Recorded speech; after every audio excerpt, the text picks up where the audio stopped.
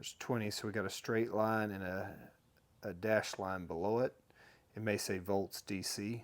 Black to the negative, red to the positive, and we're getting 12.5 volts.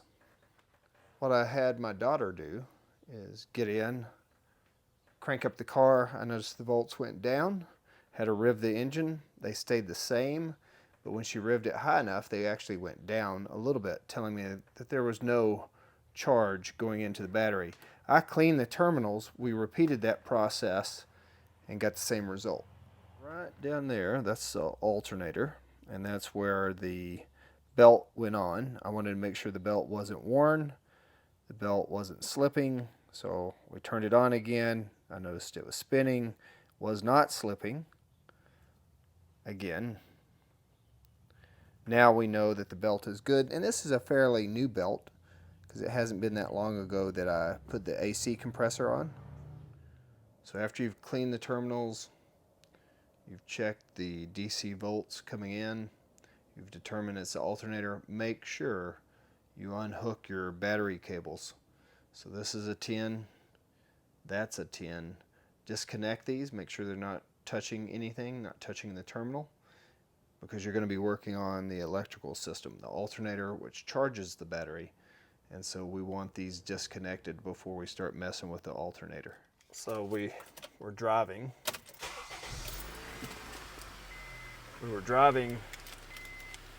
And as we were driving, that light came on, the battery light. And so we either have a bad battery, slipping belt, or bad alternator. I'm almost positive because of those other checks, we have a bad alternator. We're going to put it on, see if it makes a difference. So if you look right here, I have already removed that because I've worked on it several times. We've got compressors right here, our alternators right here, but we are going to was on this. So this was mounted here. That snapped on the back of that. So I unsnapped it first, unbolted these. I'm trying to give myself room to get that serpentine belt wrench down in there. I'm doing those two right there. They're 10s. These were 10s. These are 10 millimeter. Same thing as before. I'm going to take this, place it down there. I'm going to pull on that. All right, I think I can get that serpentine belt off right there. I think I have it loose enough. Just don't let it slip off and get your fingers. All right, so we got that off. Serpentine belt's off. It's off. So this is a 15 on this 2010 because I have not done anything unless somebody else worked on it. That's where the first 12 is, and then the second 12 is here. All right, I should have it. There it is.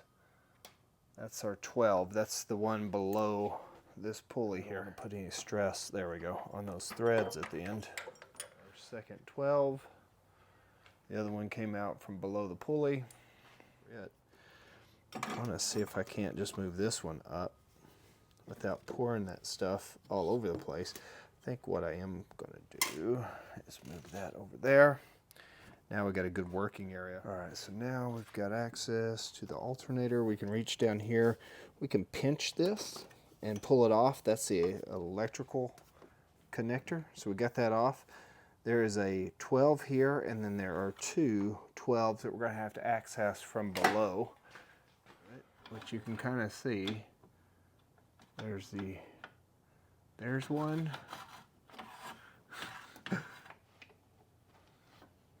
And there's one. I don't think I can turn that in there, but there's one right next to it right here. So you can pull that out.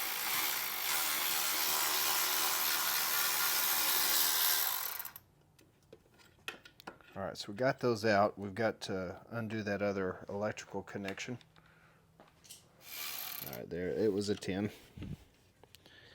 So we got that. I just don't want to drop it. All right, there we go. We got our 10.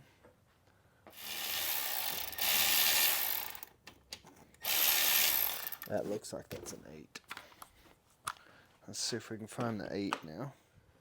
Alright, that was an 8. There's the wires for the alternator. I'll move those over. And now let's see if we can get this sucker up and out of there. So I had to turn it like that in order to be able to, so that that part could fit. And pull it up and out of there. Alright, so we can take this sucker back, get our money back, or get part of our money back. This was a Denso. Those look correct. I'm going to turn that off. I'm going to put this little 8 on there, and then we can start attaching the wire. There we go. We'll cover that back up. That way we waterproof it. So we got the wire hook up there. The longest one goes in the top. These two go in the bottom. These are going to be hard to get in. We're going to have to run them in by hand. These will be harder to tighten down. So we're going to got the bolt in there. Now we got to position it so that we can get that threaded in correctly. There we go. In there. So that it's snug. I got to look up torque specs on that, and we'll get the torque wrench and torque her down. So you can see that's a 12, and there's another 12 on this other side that I'm gonna have to reach up in here. So actually, before I do that, I'm gonna pull this serpentine belt up, and it's already routed the right way, should be. That's gonna come around onto making sure that it's still going on the compressor and that it's still going to connect here to the flywheel, and that it's all routed up through where it should be. And I'm going to double check this as I tension it, but I just wanted you to get an idea. So right here is our alternator, compressor, flywheel, and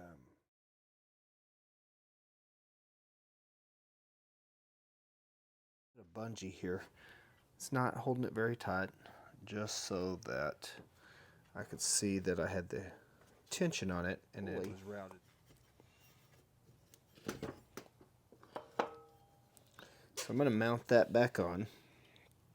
I'm going to get the serpentine belt after I bolt that in these down by hand so I don't cross thread anything. I'm going to run it down. See if I can do that without dropping the bolt. See if that'll work. Oh yeah. Right, that one's on there. Let me go this way so I can kind of feel where that bolt is. Underneath there.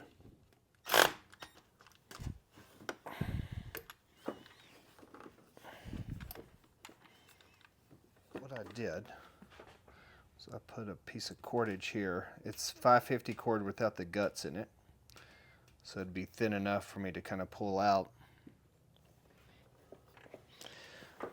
I need more tension than that.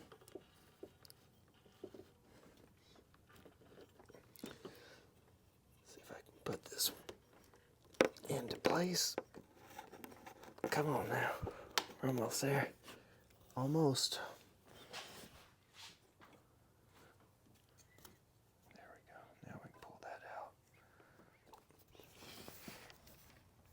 There we go.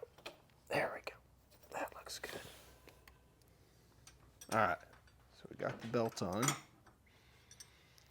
Got our wrench out of there. There is the alternator. There's the compressor. It comes over to the flywheel, and it goes back up. And it feels like we're on. There are 10s. I'm going to mount those down there, and then we'll mount this to that. These are 10s that mount this down. I'll run that down. So I don't think I showed this earlier, but if I did, I'm going to show it again. This snaps on. And these, all right, we'll get these tightened down. These are 10s. No, I think I've leaked enough power steering fluid. All right, so we're going to fill this back up. Get our power steering fluid back to where it needs to be. All right, so now we got to hook our battery cable back up. Let's get these on.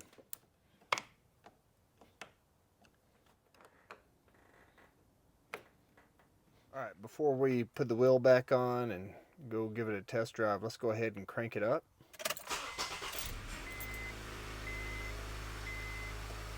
All right, good. Battery light is gone. All right, if you took this under part off, which I did not because mine was already removed because I've been in and out of this thing so much, you'll want to put that back on. So you would have had a piece that goes right here. You can see mine has been torn away, and then I just never put this part back on